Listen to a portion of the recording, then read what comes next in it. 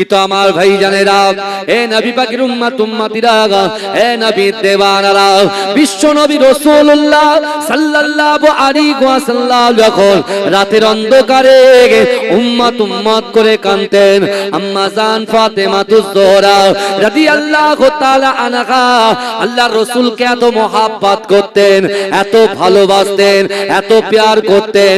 আমার বিশ্ব নবী রাসূলুল্লাহ যেমন উম্মত উম্মত উম্মত উম্মত বলে কাঁদতেন, আল্লাহর রাসূলের কন্যা ইমাম হাসান হুসাইনের আম্মা জান মা ফাতেমাতুজ জোহরা রাদিয়াল্লাহু তাআলা আনহা তার আব্বা জানকে দেখেও তিনি যখন নামাজ আদায় করতেন, তিনিও তার আব্বা জানের উম্মতের জন্য আল্লাহর কাছে ক্রন্দনরত অবস্থায় থাকতেন। এ যুবকেরা, এ নবী পাকের উম্মত উম্মতিরা, একদিন ফজরের নামাজ পড়ে বিশ্ব নবী রাসূলুল্লাহ সাল্লাল্লাহু আলাইহি ওয়াসাল্লাম আম্মা জান মা ফাতেমাতুজ জোহরা রাদিয়াল্লাহু তাআলা আনহার ঘরেতে আল্লাহর রাসূল যখন যাবেন, আল্লাহর রাসূল দেখতে পেলেন এত সুন্দর আবহাওয়া, এত সুন্দর হাওয়া। ও যুবকেরা, ভালো করে বোঝার চেষ্টা করেন, আমরা যখন ফজরের নামাজের পরে রাস্তায় বার হয়ে যায়, কত সুন্দর হাওয়া আমাদের গায়ে লাগে কি লাগে না? এ যুবকেরা, ওই হাওয়াটা রাসূল যখন পায়, ওই বাতাসটা রাসূল যখন পায়, আল্লাহ রাসূল মনে মনে চিন্তা করছে, আল্লাহ পাক যে এত বড় নিয়ামত আমাদেরকে দিয়েছে, এই নিয়ামতের হক আদায় করার জন্য আল্লাহ রাসূল ঠিক করলেন যে না না না, আমি রাসূলুল্লাহ জিকির করব, আর আমার সঙ্গে আমার চাদরের ভিতরে আমার নওয়াসা ইমাম হুসাইন, ইমাম হাসান, শেরে খোদা আলী, আমার কন্যা ফাতেমাতুজ জোহরা রাদিয়াল্লাহু তাআলা আনহা, এদের সকলকে নিয়ে আমি রাসূলুল্লাহ আল্লাহ আল্লাহর জিকির করব। এজন্য বলুন না সুবহানাল্লাহ। ভালো করে বোঝে, জিকির শুধু আমরা করি না, রাসূলুল্লাহ করেছেন। কাদেরকে নিয়ে করেছে? কারবালার প্রান্তরে যে ইমাম হোসেন হুজুর শহীদ হয়েছেন, তাকে রাসূলুল্লাহ চাদরের ভিতরে বসিয়ে রাসূল জিকির করিয়েছেন। জোরে বলেন না সুবহানাল্লাহ। ভোরের হাওয়া গায়ে লাগানোর কথা ডক্টররা বলে না, এই কথা বলে যাদের কোলেস্টেরল হয়েছে, যাদের হাই প্রেসার, যারা সুগার রোগী, ডক্টর প্রেসক্রিপশন করে আর বলে, শোনো সকালবেলা যত তাড়াতাড়ি ঘুম থেকে উঠে একটু হাঁটা চলা করো। বলে কি বলে না?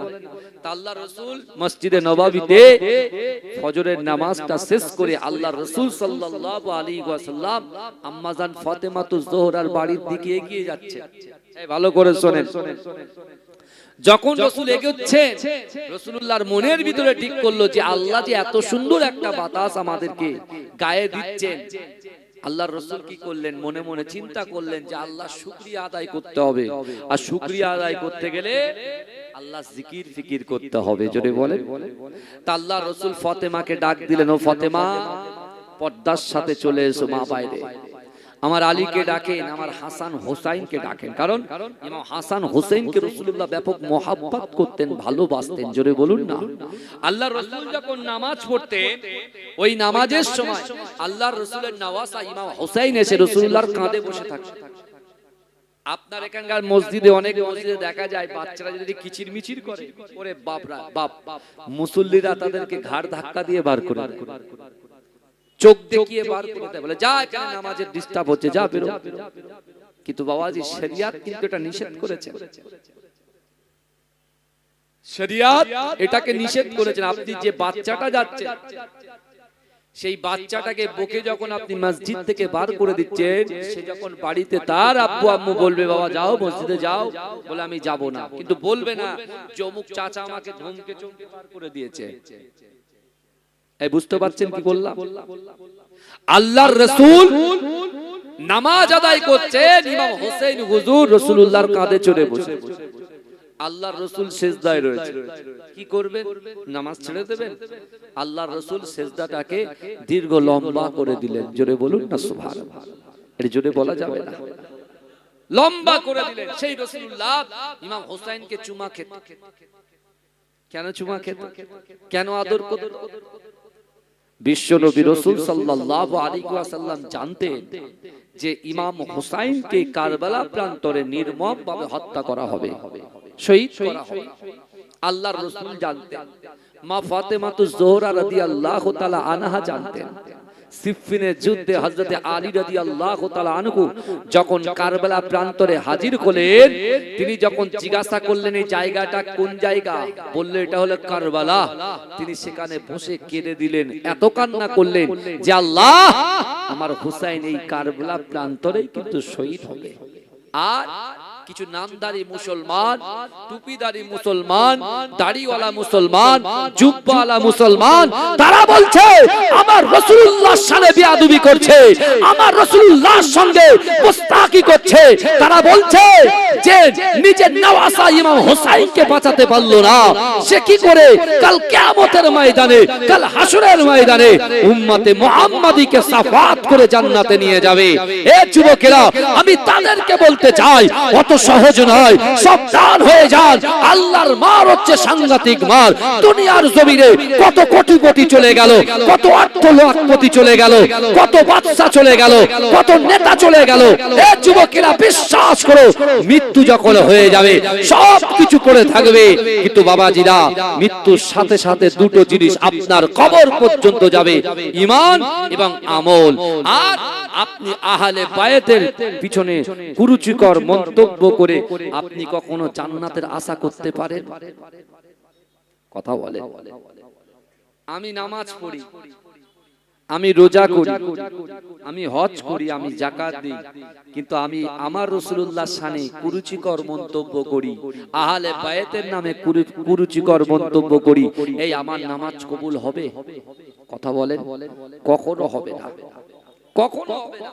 না, আল্লাহর নির্দেশ তাদের জন্য, বান্দার জন্য আল্লাহ নির্দেশ করেছেন। কি বলছেন? কুল ইন কুনতুম তুহিব্বুনাল্লাহ ফাত্তাবিউনি ইউহিব্বুকুমুল্লাহ।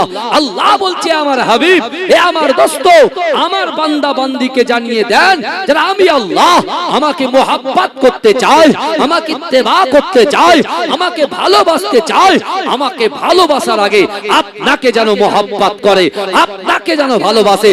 আর যারা আপনাকে ভালোবাসবে, আমি আল্লাহ তাদেরকেও ভালোবাসবো।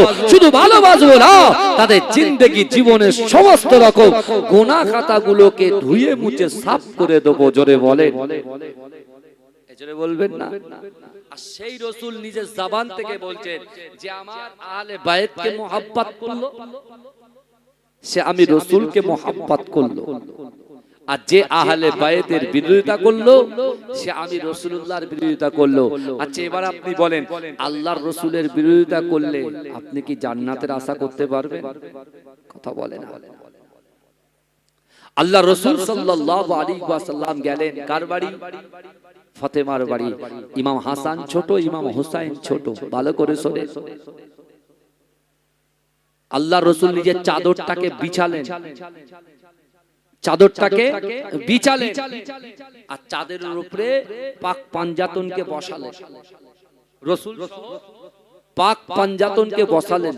রাসূল আরেকটা চাদর নিয়ে টোটাল বডিটাকে ঢেকে দিলেন।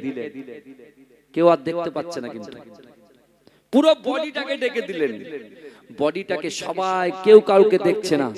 রাসূলুল্লাহ কি করলেন? জিকির শুরু করলেন। জোরে বলুন। আর জিকিরের মাধ্যমে কি পাওয়া যায়? আল্লাহকে পাওয়া যায়। আল্লাহ কোরআনে বলছেন, মান কানা লিল্লাহ কানাল্লাহু লাহু। যে ব্যক্তি আমার হয়ে যায়, আমি আল্লাহ তার হয়ে যাই। জোরে বলে, জোরে বলবেন না? আল্লাহর রাসূল, মা ফাতেমাতুজ জোহরা, ইমাম হাসান, ইমাম হুসাইন, শেরে খোদা আলী, কজন হলো? 5 জন জিকির করছে। জোরে বলবেন না সুবহানাল্লাহ। কিন্তু আমার ভাই জানেরা, এ নবী পাকের উম্মত উম্মতিরা, এ নবী দেওয়ানারা, বিশ্ব নবী রাসূলুল্লাহ সাল্লাল্লাহু আলাইহি ওয়াসাল্লাম যখন জিকির শুরু করলেন, আল্লাহ পাকের ফেরেশতা জিবরাইল এসে আল্লাহর রাসূলকে সালাম দিলেন।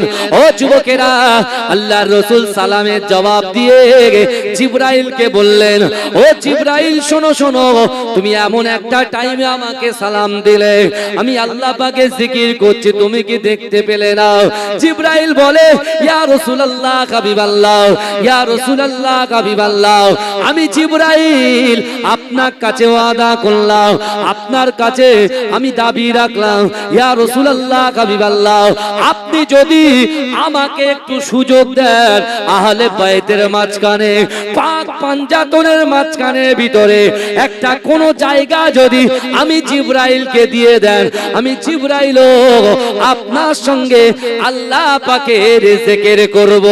ইয়া রাসূলুল্লাহ হাবিবাল্লাহ, আপনি যদি পারমিশন দেন, আপনি যদি পারমিশন দেন, আমি জিবরাইল আমার জীবনটা ধন্য হয়ে যাবে। জোরে বলেন না সুবহানাল্লাহ। জিবরাইল ফেরেশতাদের সরদার ছিলেন। ভালো করে ওয়াজ বুঝবেন, ওয়াজ হচ্ছে বোঝার জিনিস। আজকে ইমাম হাসান ইমাম হোসাইনের মহব্বতে আমরা 500 টাকা 1000 টাকা দিয়েছি। আপনারা টাকা দিয়েছেন বলে এত সুন্দর প্যান্ডেল হয়েছে, এত সুন্দর মাইকিং সাউন্ড হয়েছে, এত সুন্দর রাস্তায় ডেকোরেশন হয়েছে, বুঝতে পেরেছেন? আপনাদের তত্ত্বাবধান মানে ভেরি হাই কোয়ালিটি, বুঝতে পেরেছেন? এবং আপনাদের সহযোগিতা করার জন্য থানা থেকে আমার কিছু প্রশাসনিক ভাইদেরকেও পাঠিয়েছে।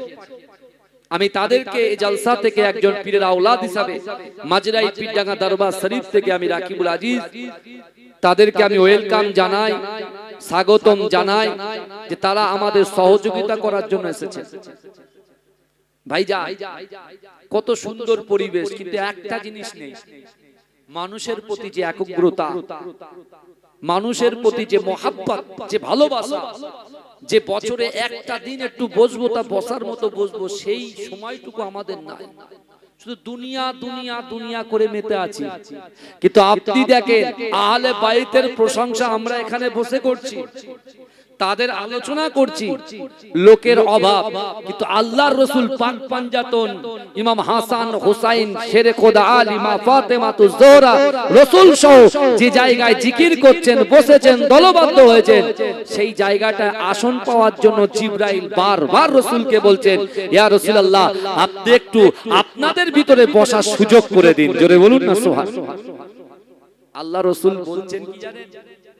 আল্লাহ রাসূল জিবরাইলকে বলছেন, ফেরেশতাদের সরদারকে বলছেন, এ জিবরাইল, তুমি যে আহলে বাইতের মাঝখানে, পাক পাঞ্জাতনের মাঝখানে তুমি যে জিকিরটা করবে, তুমি আহলে বাইতকে কি ইহসান করেছো, কি ইহসান করেছো, তুমি তাদের জন্য কি করেছো? আগে বলো, তারপরে জায়গা পাবে, নচেত তুমি পাবে। ভাই আমরা ইমাম হোসেন হুজুরের জন্য কি করেছি, হাসান হুজুরের জন্য কি করেছি, কাসেম হুজুরের জন্য কি করেছি, আলী আকবর হুজুরের জন্য কি করেছি, আলী আসগার হুজুরের জন্য কি করেছি?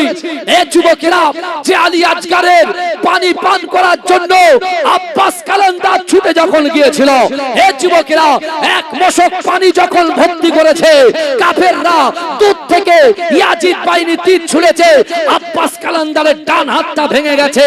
এই যুবকেরা ডান হাতটা বাজুর থেকে যখন পড়ে গেছে, আব্বাস কালান্দার বাম হাত দিয়ে পানিটাকে ধরেছে, বাঁ হাতে যখন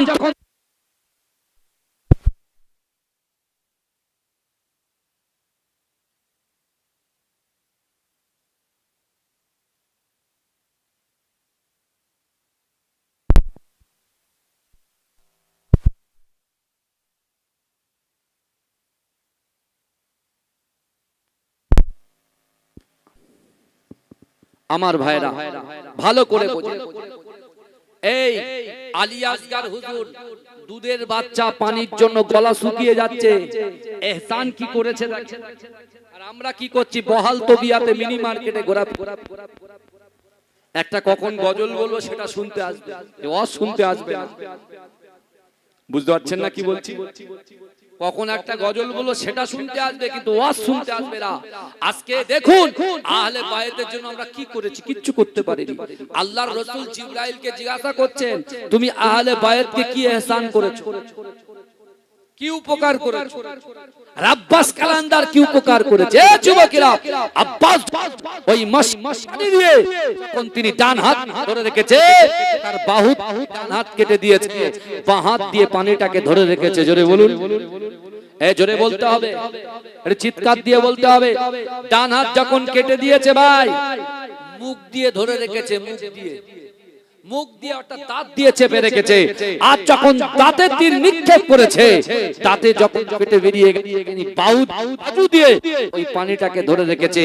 কিন্তু পানি সহ যখন তীর মারা হলো, আব্বাস তখন বলছে, এ ইমাম হোসেন, আমি আর কিচ্ছু করতে পারলাম না, আমি আর আলী আসগারের পানি পান করাতে পারলাম না। এ যুবকেরা, তখন ইমাম হোসেন হুজুর চিৎকার করে বলছে, আপনি একটু ক্ষান্ত হন, কিছুক্ষণের মধ্যে আমার নানা যান হাউজে কাউসারের পানি দিয়ে আপনাদের জন্য দাঁড়িয়ে আছে।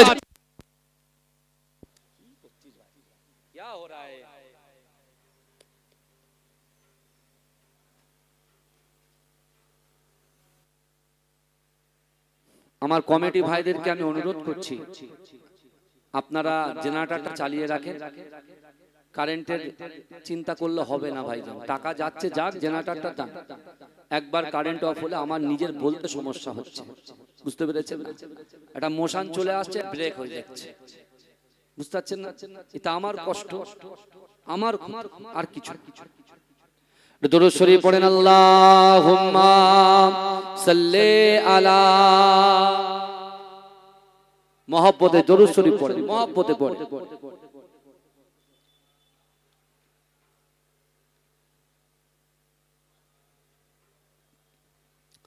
আহলে রাসূল শেরে আলীর ফুল ঘুমিয়ে গেছে জমিনে, শহীদ করিল দুশমনে। আহলে রাসূল শেরে আলীর ফুল ঘুমিয়ে গেছে জমিনে, শহীদ করিল দুশমনে। ইমাম হোসেন শহীদ হল কারবালার ওই জমিনে, শহীদ করিল দুশমনে। আহলে রাসূল শেরে আলীর ফুল ঘুমিয়ে গেছে জমিনে, শহীদ করিল দুশমনে। 10ই মুহররম জুম্মাবারের দিন যুদ্ধের দামামা বেজে ওঠে, তরোয়ার নিয়ে আলী আকবর কারবালার প্রান্তে ছোটে। লস্কর ইয়াজিদ মারিল তীর, লস্কর ইয়াজিদ মারিল তীর, আলী আকবরের বদনে, শহীদ করিল দুশমনে। আহলে রাসূল শেরে আলীর ফুল ঘুমিয়ে গেছে জমিনে, শহীদ করিল দুশমনে। ইমাম হোসেন শহীদ হল কারবালার ওই ময়দানে, শহীদ করিল দুশমনে। 10ই মুহররম জুম্মাবারের দিন যুদ্ধের দামামা বেজে ওঠে, তরোয়ার নিয়ে আলী আসগর কারবালা প্রান্তে ছোটে। লস্কর ইয়াজিদ মারিল তীর, লস্কর ইয়াজিদ মারিল তীর, আলী আকবরের বদনে, শহীদ করিল দুশমনে। হোসেনের কোলে শিশু আজগার পানির তরে কাঁদিতে রয়, পানির বদলে এজিদ সেনা তীর মারিল আজগারের সিনায়, আজগারের রক্ত ঝরে পড়ে, আজগারের রক্ত টুপিয়ে পড়ে কারবালার ওই ময়দানে, শহীদ করিল দুশমনে। 10ই মুহররম জুম্মাবারের দিন যুদ্ধের দামামা বেজে ওঠে, তরবার নিয়ে আলী আকবর কারবালার প্রান্তে ছোটে।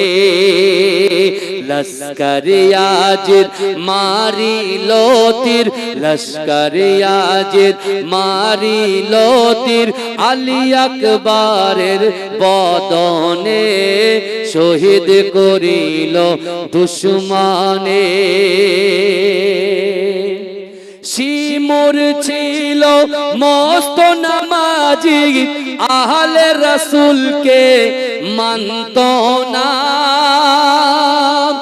শিমুর ছিল মস্ত নামাজি, আহলে রাসূলকে মানত না। নবীর বংশ ধ্বংস করিতে দিলেতে রগম হলো না। লোভ লালসায় ছুরি চালায়, লোভ লালসায় ছুরি চালায় হোসেন পাকের গর্দানে, শহীদ করিল দুশমনে। আহলে রাসূল শের আলীর ফুল ঘুমিয়ে গেছে জমিনে, শহীদ করিল দুশমনে। তাহলে শিমুর যে ইমাম হোসেনকে তার গর্দানে যখন ছুরি নিক্ষেপ করছিল, তরোয়াল নিক্ষেপ করছিল, ওই শিমুর কিন্তু নামাজি ছিলেন। ছিলেন কি ছিলেন না? তারা কার কলেমা পড়েছিলেন আপনারা বলেন? আপনি তো কারবালার ঘটনা তো শুনবো ইনশাআল্লাহ, অনেকে শুনে পুরো সব মুখস্থ আছে, কিন্তু যে পয়েন্ট দিয়ে আলোচনা করছি আজকে কারবালা ঘটনা শুনতে মন চাইছে, কিন্তু আহলে বাইতকে আমরা কি ইহসান করেছি। ইমাম হোসেন শহীদ হয়ে যখন যাচ্ছেন, শহীদ হচ্ছেন, তিনি উম্মতে মুহাম্মাদিকে কি বার্তা দিয়েছেন? কুরুচিকর করার বার্তা দিয়েছে, পরচর্চা পরনিন্দা করার বার্তা দিয়েছে, হ্যাঁ মসজিদে আজান হচ্ছে ঘোরার বার্তা দিয়েছে, নামাজ না পড়ে। এই কথা বলে আপনি চিন্তা করেন তো, ইমাম হুসাইনের সঙ্গে 72 জন ছিল, তার ভিতরে নারী ছিল, বাচ্চা ছিল। কে ছিলেন? ইমাম হুসাইন হুজুরের নিজের বোন জাইনাব ছিলেন। বুঝতে পারছেন? বেপরদায় কি বাইরে এসেছেন একবার? কথা বলেন। আর আমাদের বাড়ি যখন কেউ ইন্তেকাল হয়ে যায় কিভাবে কান্নাকাটি করে বলেন?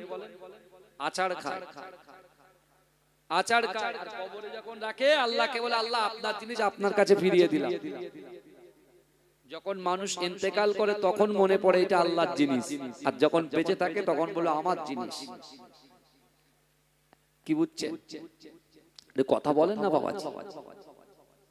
আল্লাহর রাসূল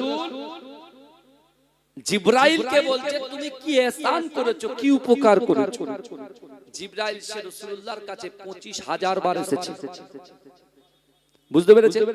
ইখতিলাফ আছে, কিন্তু আমার আল্লাহর রাসূল যখন জিজ্ঞাসা করলেন, জিবরাইল বলছে ইয়া রাসূলুল্লাহ আপনার কন্যা ফাতেমাকে জিজ্ঞাসা করুন আমি কি ইহসান করেছি, কি উপকার করেছি, আপনি আপনার ফাতেমাকে আপনি কি করুন জিজ্ঞাসা। মা ফাতেমা তো জোহরা তো অবাক। জিবরাইল আল্লাহর রাসূল সাল্লাল্লাহু আলাইহি ওয়াসাল্লামকে জিবরাইল বলছে আপনি ফাতেমাকে জিজ্ঞাসা করেন কারণ। জিবরাইল রাসূলুল্লাহকে বলছেন ইয়া রাসূলুল্লাহ আপনার আহলে বাইতের ঘরে পাক পাঞ্জাতনের ঘরে 10 দিন 20 দিন 1 মাস ধরে খাওয়া হতো না। ইমাম হাসান ইমাম হোসেন ওই জমিনে লুটিয়ে পড়ে কাঁদতো। আর এদেরকে সান্ত্বনা দেওয়ার জন্য আপনার কন্যা জান্নাত রানী নবী নন্দিনী মা ফাতেমাতুজ জোহরা রাদিয়াল্লাহু তাআলা আনহা উনানের উপরে একটা হাঁড়িতে গরম পানি তিনি জাল দিয়ে রাখতেন, আর পানিটা টকবক করে ফুটতো, আর ওদেরকে বলতো এই রান্না হয়ে গেলে খাওয়াবো। কিন্তু ইয়া রাসূলুল্লাহ, ওই দুই বাচ্চা যখন কাঁদতেন, জান্নাতের যুবকদের সরদার দুটো যখন কাঁদতেন, মা ফাতেমা তাদের থামানোর জন্য চলে যেতেন, কিন্তু অনেক সময় ওই উনানের আগুনটা নিভে যেত। আমি জিবরাইল বসে বসে উনানে আগুন দিতাম। জোরে বলে, জোরে বলবেন না? আল্লাহ রাসূল বলছে তুমি আমার মেয়ে, তুমি আমার আহলে বাইতকে এত বড় ihsan করেছো, ঠিক আছে, কিন্তু এখন সামনে তো জায়গা নেই। আমার ফাতেমা আছে, আমার হাসান আছে, আমার হুসাইন আছে, আমার আলী আছে, তা বরঞ্চ এক কাজ করো, তুমি আমার পিছনে একটা জায়গায় বসে বসে তুমি আমাদের সাথে জিকিরে মগ্ন হয়ে যাও। জোরে বলুন না সুবহানাল্লাহ। জোরে হবে না ভাই? চিৎকার দিয়ে হবে না সুবহানাল্লাহ? কত সহজ। বাপ কেমন দেখেন, মা কেমন দেখেন। ফেরেশতাদের সরদার এসে রাসূলুল্লাহর পিছনে, আল্লাহর রাসূলের পিঠ আর পিঠের সাথে জিবরাইলের বুক এরকম টাচ হয়ে আছে। জিকির শুরু করছে, লা ইলাহা ইল্লাল্লাহ, লা ইলাহা ইল্লাল্লাহ, আশহাদু আল্লা ইলাহা ইল্লাল্লাহ ওয়াহদাহু লা শারীকা লাহু ওয়া নাশহাদু আন্না মুহাম্মাদান আবদুহু ওয়া রাসূলুহু। এ যুবকেরা, একটা টাইমে যখন আহলে বাইতের জিকির যখন সমাপ্ত হলো, জিকির যখন বন্ধ হয়ে গেল, জিবরাইল সালাম দিলেন। আমার দয়ার নবীকে সালাম দিয়ে জিবরাইল যখন প্রথম আসমান থেকে দ্বিতীয় আসমান, দ্বিতীয় আসমান থেকে তৃতীয় আসমানে পৌঁছালেন, আমার আল্লাহ পাক রব্বুল আলামিন জিবরাইলকে বললেন, ও জিবরাইল তুমি দাঁড়িয়ে যাও, দাঁড়িয়ে যাও। জিবরাইল মনে মনে চিন্তা করছে, না না না, দুনিয়ার জমিনে আমার কি কোনো ভুল হলো নাকি? আমার আল্লাহ কখনোর জন্য তৃতীয় আসমানে আমাকে দাঁড় করান নাই। এ যুবকেরা, আমার আল্লাহ পাক রব্বুল আলামিন জিবরাইলকে যখন দাঁড় করিয়ে দিলেন, জিবরাইল আল্লাহকে জিজ্ঞাসা করে, ওগো রব্বুল আলামিন আল্লাহ পাক, আমি জিবরাইল কি কোনো ভুল করেছি নাকি? আমি জিবরাইল কি কোনো ভুল করে ফেলেছি? আমার আল্লাহ বলছো, জিবরাইল শোনো শোনো, তুমি যে জায়গা থেকে এসেছো, আমার হাবিবুল্লাহ, আমার আহলে বাইতকে, আমার হাবিবুল্লাহর বংশকে আমি আল্লাহ যে মর্যাদা দিয়েছি, আমার হাবিবুল্লাহর পিছনে তোমার গায়ে টাচ লেগেছে, অর্থাৎ আমার হাবিবুল্লাহর গায়ে যে জান্নাতি সুঘ্রাণটা আছে, আহলে বাইতের গায়ে যে সুঘ্রাণটা আছে, ওই ঘ্রাণটা তোমার গায়ে আছে। অর্থাৎ প্রথম আসমান ওই ঘ্রাণে ছয়লাভ হয়ে গেছে, দ্বিতীয় আসমান ঘুরিয়ে গেছে, তৃতীয় আসমানে তুমি যখন এসেছো, আমি আল্লাহ পাক রব্বুল আলামিন আমার হাবিবুল্লাহর এই সুঘ্রাণটা অন্য অন্য ফেরেশতাদের নেওয়ার জন্য আমি আল্লাহ পাক সকল ফেরেশতাদেরকে হুকুম করলাম, যাও যাও যাও, আমার জিবরাইলের কাছ থেকে তোমরা একটু মুসাফা করে এসো। এজন্য বলুন না সুবহানাল্লাহ, জোরে হবে না সুবহানাল্লাহ? আমার রাসূলুল্লাহ টাচ লেগেছে গায়ে, সুঘ্রাণ এসেছে কার গায়ে? জিবরাইলের গায়ে। আর আল্লাহ বলছে তুমি শুধু একা আমার রাসূলুল্লাহর সুঘ্রাণ নেবে না, যত ফেরেশতা আছে সবাই তোমার হাতে হাত দিলে মানে আমার রাসূলুল্লাহর সুঘ্রাণটা সবার গায়ে পৌঁছে যাবে। জোরে বলে। কিন্তু আমার ভাই জানেরা, হে নবী পাকের উম্মত উম্মতিরা, বিশ্ব নবী রাসূলুল্লাহ সাল্লাল্লাহু আলাইহি ওয়াসাল্লাম নিজের আপন পুত্র ইব্রাহিমকে বামরুতে রেখেছেন। আল্লাহর রাসূলের নওয়াসা মা ফাতেমাতুজ জোহরা রাদিয়াল্লাহু তাআলা আনহার সুযোগ্য সন্তান ইমাম হুসাইনকে ডান উরুতে বসিয়ে রেখেছে। ও যুবকেরা, আপন সন্তান আর কন্যা সন্তানকে আল্লাহর রাসূল এত মোহাব্বত করছেন, এত আদর করছেন। হঠাৎ করে আবার জিবরাইল এসে আল্লাহর রাসূলকে সালাম দিলেন, আসসালামু আলাইকা ইয়া রাসূলুল্লাহ, আসসালামু আলাইকা ইয়া হাবিবাল্লাহ। আল্লাহর রাসূল সালামের জবাব দিলেন। ও যুবকেরা, জিবরাইল এসে আল্লাহর রাসূলকে বললেন, ইয়া রাসূলুল্লাহ হাবিবাল্লাহ, না না না, আপনার কাছে একটা সংবাদ দিতে এসেছি। আল্লাহ রাসূল বলছে, ভাই জিবরাইল, আপনি কি সংবাদ দিতে এসেছেন? বলছি, ইয়া রাসূলুল্লাহ হাবিবাল্লাহ, যেটা আপনার নিজের সন্তান আর একটা কন্যা সন্তান, এই দুই সন্তানকে আল্লাহ পাক আপনার কাছে রাখবেন না, যে কোনো একজনকে আল্লাহ পাকেরকে দিয়ে দিতে হবে। আল্লাহ পাক একজনকে নিয়ে নেবে। আপনি কি বলতে চান? এ যুবকেরা, আমার রাসূলকে আল্লাহ পাক ওমা আরসালনাকা ইল্লা রাহমাতাল লিল আলামিন করে পাঠিয়েছে। ও যুবকেরা, আমার রাসূল চিন্তা করে, না না না, আমার হাসানকে যদি আমি আল্লাহকে দিয়ে দিই, আমার হুসাইনকে যদি আমি আল্লাহকে দিয়ে দিই, আমি রাসূলুল্লাহ কষ্ট পাবো, আমার ফাতেমা কষ্ট পাবে, আমার আলী কষ্ট পাবে, আমার সাহাবারা যারা হুসাইনকে মোহাব্বত করত, আমার সাহাবারা হুসাইনকে যারা কোলে করে নিয়ে ঘুরে বেড়াতো, তারাও কষ্ট পাবে। কিন্তু না না না, আমার ইব্রাহিমকে যদি আল্লাহকে দিয়ে দিই, আমি রাসূলুল্লাহ একা কষ্ট পাবো। না না না, আমার কন্যা, আমার সাহাবারা, আমার আলী কষ্ট পাবে, আমি রাসূলুল্লাহ এটা সহ্য করতে পারবো না। ও যুবকেরা, আল্লাহর রাসূল বললেন, ভাই জিবরাইল, যাও যাও যাও, আমার নিজের সন্তান ইব্রাহিমকে আমি আল্লাহকে দিয়ে দিলাম। ভাইজান চিন্তা করে, এটা আমার সেটা আমার, আমরা চিন্তা করি জায়গা ভাগ করার সময় আমার আমার মনে যে আগে আমি কখন নেব। আল্লাহর রাসূলের কাছে জিবরাইল এসে বলছে, আপনার আপন পুত্র ইব্রাহিমকে আপনি রাখতে পারেন, আর আপনার কন্যা ফাতেমার পুত্রকে আপনি রাখতে পারেন, দুটোকেই রাখুন, কিন্তু একটাকে আল্লাহকে দিতে হবে। রাসূল কোনটা চুজ করলেন? কারণ নিজে আমার ক্ষতি হলে আমার কষ্ট, আর যদি মেয়ের ক্ষতি হয় জামাই কষ্ট পাবে, মেয়ে পাবে, আর তাদের যারা মহব্বত করে, ভালোবাসে, তারা পাবে। রাসূল নিজের কষ্টটাকে নিজে মেনে নিলেন। আর আল্লাহর রাসূল সাল্লাল্লাহু আলাইহি ওয়াসাল্লাম সাহাবাদেরকে ডেকে ডেকে বলতে, এ আমার সাহাবারা, দেখো আমার হুসাইন আমার কোলে আছে, কারণ আমি আমার হুসাইনের জন্য, হুসাইনের ভালোবাসার জন্য আমি আমার নিজের আপন পুত্রকে আমি আল্লাহকে দিয়ে দিয়েছি, কুরবান করে দিয়েছি। জোরে বলে। সেই ইমাম হুসাইন আস্তে আস্তে বড় হচ্ছে, আল্লাহর রাসূল জানতেন ইমাম হুসাইনকে নির্মমভাবে হত্যা করা হবে, শহীদ করা হবে। বাবাজি, আল্লাহর রাসূল সাল্লাল্লাহু আলাইহি ওয়াসাল্লাম পর্দা নেবার পরে ইমাম হাসান হুজুরের পরে কি হইলে, যখন আস্তে আস্তে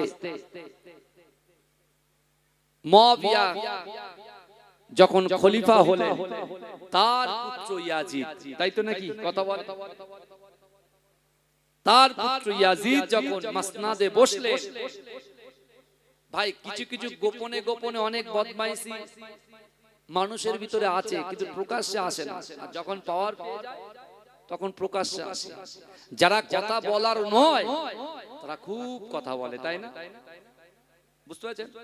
একটা জিনিস মনে রাখতে হবে, পাওয়ার পেয়ে পাওয়ারটাকে মিসইউজ করলে আগামী দিনে চেয়ার থাকবে কিন্তু মানুষ থাকবে না। কথা ঠিক না ভুল? কথা বলে, চেয়ারের জায়গায় থাকবে কিন্তু মানুষ চেঞ্জ হবে। আমি এখানে বসে আছি, কিছুক্ষণ পর আরেকজন আসবে, বুঝতে পারছেন না? কিন্তু কথাগুলো রয়ে যাবে, ব্যবহারটা রয়ে যাবে।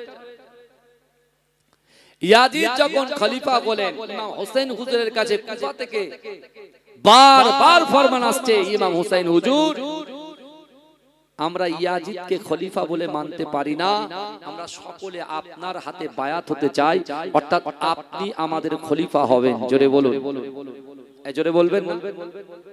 আর কুফার গভর্নর ছিল নোমান বিন বাসির, নোমান বিন বাসির, বুঝতে পেরেছেন? তিনি ছিলেন রাসূলুল্লাহর মস্ত বড় একজন সাহাবা, তার দায়িত্বে আছেন কুফা। আর বাবাজি যখন তিনি শুনলেন যে কুফা থেকে চিঠি যাচ্ছে কোথায়? মদিনায়। কোথায় যাচ্ছে বলেন? মদিনায়, যেখানে ইমাম হোসেন হুজুর আছেন, যে আপনি চলে আসেন, আর আপনি যদি কুফাতে না আসেন তাহলে আমরা কাল কিয়ামতের মাঠে আপনাকে ধরবো, আল্লাহকে বলবো আল্লাহ আমরা বাতিলের কাছে মাথা নত করতে চাইনি, বর্বরের কাছে মাথা নত করতে চাইনি, যারা ইসলাম বিরোধী শরিয়াত বিরোধী কাজকর্ম করেছেন তাদের কাছে আমরা মাথা নত করতে চাইনি, কিন্তু আমরা বারবার করে আল্লাহর রাসূলের নওয়াসা ইমাম হোসাইনকে ডাকার পরেও তিনি কিন্তু আমাদের ডাকে সাড়া দেননি আল্লাহ, তার জন্য আমরা বাতিলের কাছে মাথা নত করতে বাধ্য হয়েছি। আল্লাহর রাসূলের সাহাবারা হযরত আবু বকর হুজুরের সন্তান, ওমর হুজুরের সন্তানরা ইমাম হোসেন হুজুরকে বলছেন, হুজুর আপনি এখান থেকে যাবেন না কুফাতে, কেন কুফার মানুষেরা ভালো না, ওদের ভিতরে আবেগ বিরাজ করে, আবেগ। হ্যাঁ, যখন কেউ দাঁড়িয়ে যায় বাতিলের বিরুদ্ধে, যখন কেউ কথা বলে, কিছু মানুষ আবেগ তাড়িত হয়ে তার পিছনে এসে দাঁড়িয়ে যায়, আর যখন যে লিড দিচ্ছে তার কাছে এসে অন্যজন যখন তার বিরুদ্ধে চলে যায়, অর্থাৎ প্রশাসন হোক বা অন্য কেউ হোক, যখন তার বিরুদ্ধে অ্যাটাক করে সেই সময় তার পাশে কেউ থাকে না। বিপদে যখন আপনি পড়বেন, আপনি মাইক পেয়েছেন, বড় বড় কথা বলছেন, বুঝতে পারছেন না, মাইকে একদম পেয়েছি বলে যা ইচ্ছা তাই মন গড়া বলে গেলাম, যখন আমার উপরে একদম ডাইরেক্ট অ্যাকশন শুরু হবে, আমার সামনে থাকা লোক সুবহানাল্লাহ আলহামদুলিল্লাহ তাকবীর দেওয়া মানুষগুলো বলবেন ভাই আগে পালা, নিজে বাঁচানো ফরজ, নিজের জান বাঁচানো ফরজ, বলো হুজুর যায় হোক সব পালা। বুঝতে পেরেছেন না? এরকম কুবাবাসীরা ছিল, এরকম যে আলী হুজুরকে শহীদ করা হয়েছে, হাসান হুজুরকে বিষ পান করে মারা হয়েছে, আবার সেই কুবাবাসীরা ডাকছে কাকে? ইমাম হোসেন হুজুরকে। তাই ইমামে হোসেন মদিনার গভর্নরের কাছে গেলেন, যেই গিয়েছেন মদিনার গভর্নর বলছে, এই ইমামে হোসেন আপনি শোনেন, আমার কাছে ফরমান এসেছে ইয়াজিদের হাতে আপনাকে বায়াত গ্রহণ করতে হবে, আর আপনি যদি বায়াত গ্রহণ না করে তাহলে ইয়াজিদ বড় কঠোর হয়ে আপনার সামনে আসবে। বুঝতে পেরেছেন? ভালো করে বোঝে। ইমাম হোসেন বলছেন না, আমি এটা কখনো চাই না, রক্তক্ষয়ী জীবন আমি আর চাই না, কারণ আমার আব্বা জান শহীদ হয়েছে, আমার ভাই শহীদ হয়েছে, আর আমি যদি কুফাতে গিয়ে যদি ঝামেলা হয়, ঝগড়া হয়, অশান্তি হয়, ফাসাদ হয়, যুদ্ধ হয়, আমি যুদ্ধ করতে চাই না, বরঞ্চ আমি মক্কা মদিনা থেকে মক্কায় চলে যাব, মক্কায় গিয়ে আমি বাকি জীবনটাকে ইবাদত বান্দেগি জিকির আজকারে কাটিয়ে দেব। জোরে বলে, জোরে বলবেন না? চিৎকার দিয়ে বলুন না সুবহানাল্লাহ। আমার ভাইরা ভালো করে বোঝেন, ইয়াজিদ কি ছিল? ইয়াজিদ কি খুব ভালো লোক ছিল? অনেকে আবার ভালো বলে, বুঝতে পারছেন, অনেকে ভালো বলে, বুঝতে পেরেছেন? আল্লাহর রাসূলের সাহাবাদেরকে কুরুচিকর মন্তব্য করতে নেই, কিন্তু ইয়াজিদ ছিল একজন অত্যাচারী, তিনি ছিলেন বর্বর। এবার আপনি বুঝে নেন, বেশি খোলাসা করে দেখবেন কারবালার ঘটনা বলতে গিয়ে অনেক হুজুররা পাশ কাটিয়ে পালায়, বুঝতে পারছেন না? বলতে গেলে অত সহজ নয়। যারা রাসূলুল্লাহকে দেখেছেন, যারা রাসূলুল্লাহ যাদের রাসূলকে যারা দেখেছেন তাদেরকে আবার অন্যজনরা দেখেছেন, তাদের নামে বক্তব্য দেওয়াটা অত বড় ব্যাপার নয়, পড়াশোনা করে এসে বলতে হবে, নাহলে কিন্তু ইনজাম সব নিজের গায়ে আসবে। কিন্তু আমার ভাইরা আপনি চিন্তা করুন, হুসাইন যাচ্ছে কোথায়? মক্কায়। যে হুসাইন নিজের নানা জান বিশ্বনবী হায়াতুন নবী মুস্তাফা জানে রহমত আকায়ে মাওলা মুহাম্মদুর রাসূলুল্লাহ সাল্লাল্লাহু আলাইহি ওয়াসাল্লামের দরবারে মসজিদুন নববীতে ফজরের নামাজ পড়ে আল্লাহর রাসূলের রওজাটা জিয়ারত করত, জোহরের নামাজ পড়ে আল্লাহর রাসূলের রওজাটাকে জিয়ারত করত, আসরের নামাজ পড়ে রাসূলুল্লাহর রওজাটাকে জিয়ারত করত, মাগরিবের নামাজ পড়ে রাসূলুল্লাহর রওজাটাকে জিয়ারত করত, এশার নামাজ পড়ে রাসূলুল্লাহর রওজাটাকে জিয়ারত করত, তাহাজ্জুদের নামাজ পড়ে আল্লাহর রাসূলের রওজাটাকে জিয়ারত করত। যে বিশ্বনবী রাসূল সাল্লাল্লাহু আলাইহি ওয়াসাল্লাম ইমাম হোসেনের ডান দিকে চুমা খেয়েছেন, বাম দিকে চুমা খেয়েছেন, ঠোঁটে চুমা খেয়েছেন, কপালে চুমা খেয়েছেন, ঘাড়ে গার্দানে চুমা খেয়েছেন, যে রাসূলুল্লাহ যে ইমাম হোসেনকে মুহাব্বত করেছে, ওই হোসেন ইসলামের জন্য ভালো রাখতে গিয়ে তিনি মদিনা ছেড়ে যাচ্ছেন মক্কা। মক্কায় যাচ্ছেন। আর আবু বকর হুজুরের সন্তান এবং ওমর হুজুরের সন্তানরা বারবার বলছে আপনি যাবেন না, কারণ কুফার মানুষরা কিন্তু আপনাকে ধোঁকা দেবে, কুফার মানুষরা ধোঁকা দেবে। আবার এক একটা চিঠিতে ওই রকম ভাবে আসছেন, যদি আপনি না আসেন তাহলে কিয়ামতের ময়দানে আপনার বিরুদ্ধে আল্লাহর কাছে নালিশ করা হবে। তখন ইমাম হোসাইন বলছে তাহলে এক কাজ করা যাক, এত চিঠি আসছে তা অন্তত পক্ষে তারা আমার কাছে ঠিকঠাক চিঠি দিচ্ছে কি, নকল দিচ্ছে কি, ভুয়ো দিচ্ছে, সেটা তো দেখার ব্যাপার আছে।